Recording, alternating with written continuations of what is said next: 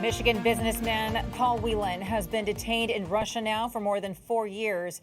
Today marks the third year since he was sentenced to 16 years in prison on spying charges, something both he and the U.S. government deny. His case has gotten more attention since the release of WNBA star Brittany Griner in December and the recent detention of Wall Street Journal reporter Evan Gershkovich. Scripps News national correspondent Vanessa Mashanya joins us now live from Seattle. Vanessa, what more can you tell us about the latest developments in Paul Whelan's case?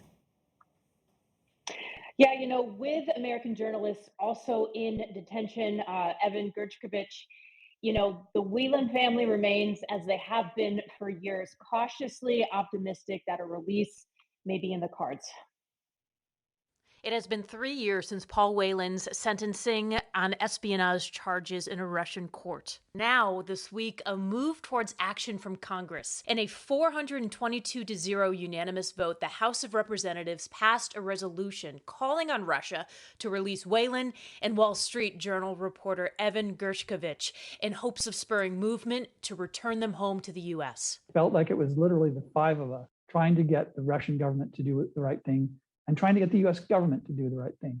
Since his arrest in a Russian hotel in 2018, Whelan's family has advocated for his release and suffered heartache as they watched him get passed up in recent prisoner swaps, including the high-profile deal made to bring WNBA star Brittany Griner home in December, swapping her for notorious Russian arms dealer Viktor Bout. In a phone call then to CNN, Whelan expressed similar emotions to his families. I was arrested for a crime that never occurred.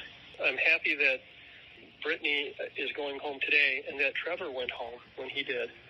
But I don't understand why I'm still sitting here. I have to say I am greatly disappointed that more has not been done to secure my release. The Biden administration says the Kremlin has remained staunchly opposed to releasing Whelan from Russian custody. This was not a choice of which American to bring home. We brought home Trevor Reed when we had a chance early this year. Sadly, for totally illegitimate reasons, Russia is treating Paul's case differently than Brittany's.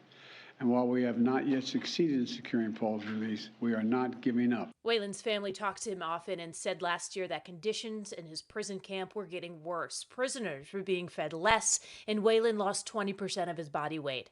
As talks continue to broker a deal, it remains unclear which high-value Russian prisoner would be able to convince the Kremlin to release both Gershkovich and Whelan to American custody. It's not really clear anymore what Paul is worth to the Russian government, what value of concession the U.S. government has to come up with in order for him to be freed.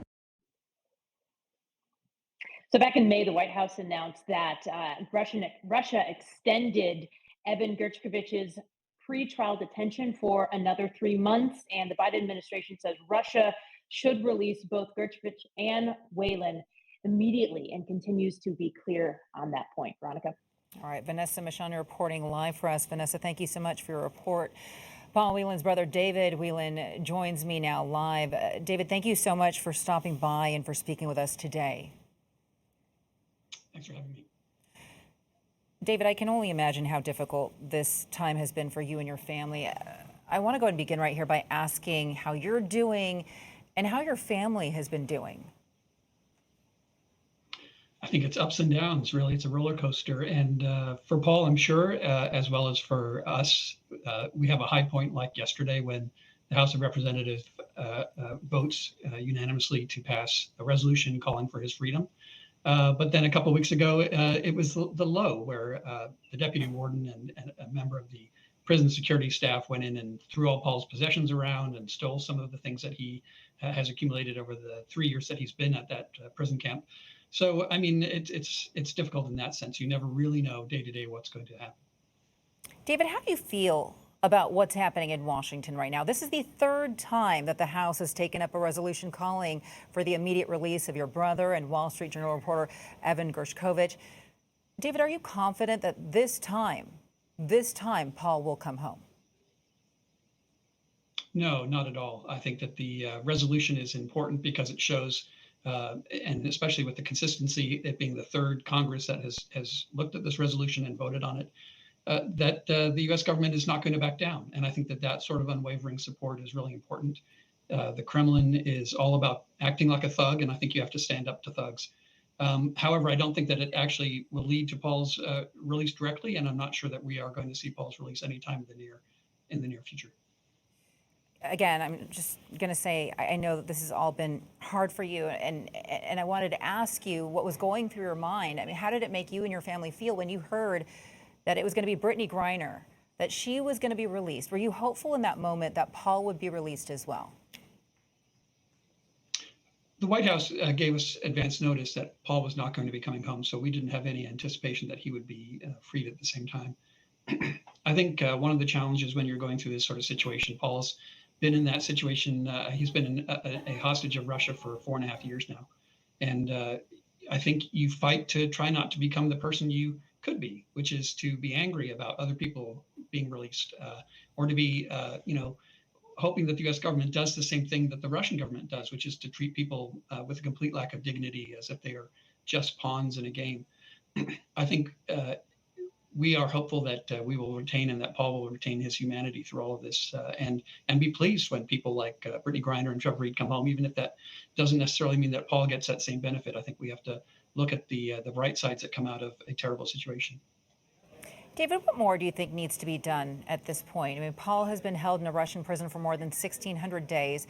What more would you like to see the United States do at this point to secure his release?